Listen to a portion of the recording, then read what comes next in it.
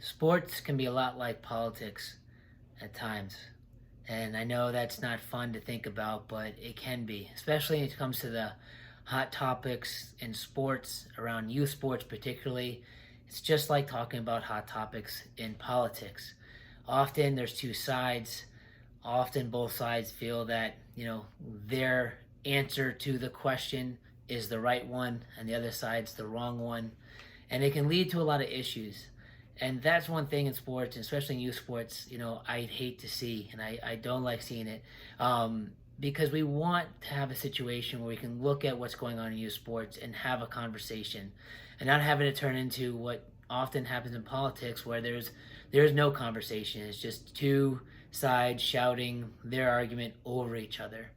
And with youth sports, I think it's a great platform where we can have healthy debates about what's right, what we should be doing with kids at different age groups, different sports, different levels, and what makes the most sense. And then we won't agree on everything, which is fine, but we can at least have that conversation, listen and hear each other, about what we feel is best. Because again, you can see it on Facebook, message blogs, groups, Instagram, when people get into debates about anything from, how much kids should train, playing time, leaving a team in the middle of a season, changing clubs, the business behind youth sports.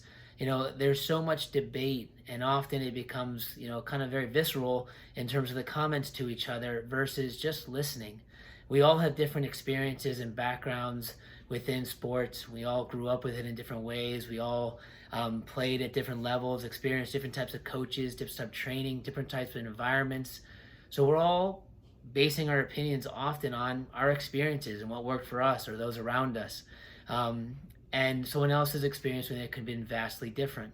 It doesn't make them wrong, and their opinions not valid. It just means that they're coming from a different perspective on what you're discussing. And I think that is what I would love to see in youth sports more in terms of these topics, that it's not you're wrong, I'm right, you don't know what you're talking about, I do. It's more of tell me more about how you see this. Talk to me about, why you think this way.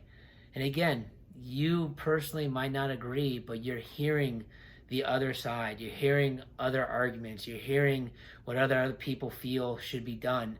And what I think happens, and it's happened for me over my time, is that it helps change and alter and adjust your own opinions on things.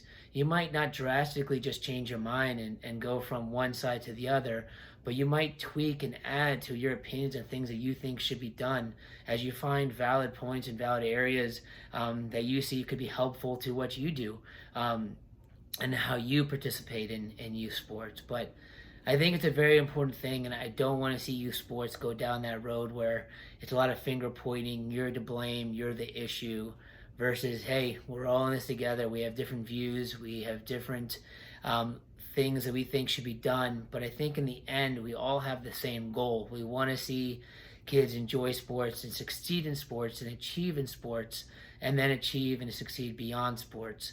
So hopefully when we're having these conversations around our local, local tables within our clubs, communities, and, regionally or nationwide, that, we are listening more than we're talking and hearing.